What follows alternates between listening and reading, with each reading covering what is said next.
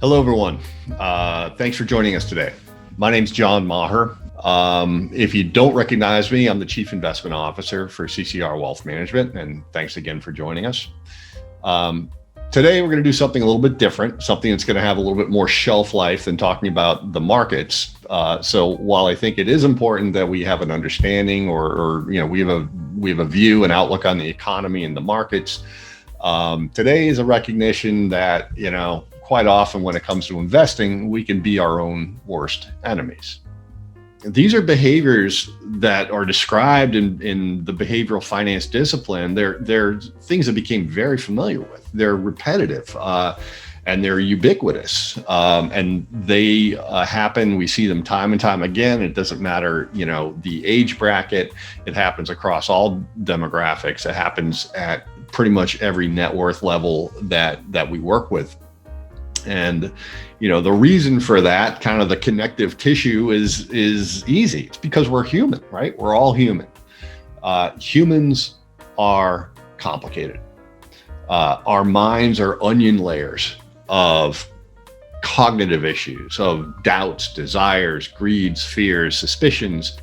But what we all have to contend with is this human psyche. And the issue there is that our psyche plays tricks on us, all of us, and it tricks us quite often into making investment decisions which are decidedly not in our best interest.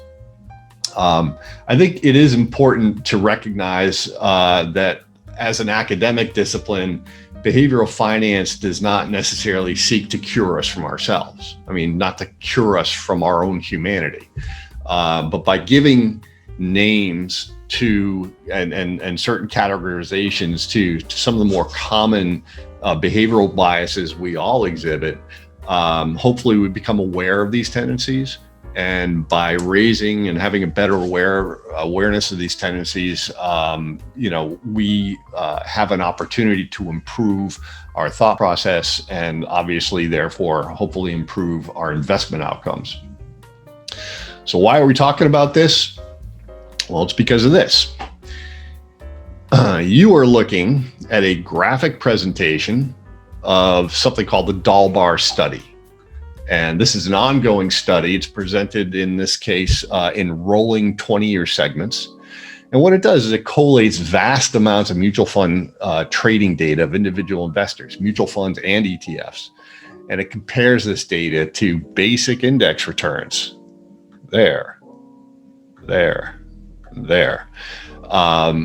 And in addition, basic asset allocations that are comprised of these indexes. But here you are, folks. Average investor return over the last 20 years on a 20-year rolling basis is 2.9%. So the good news here, as we showed this same study 4 or 5 years ago when we first produced this piece, and that number was actually 2.1%. So we have seen an 80 basis point improvement. But as you can see, a rolling 20-year average, 2.9%, still underperforms just about every other asset class out there, including asset allocations, including the bond market.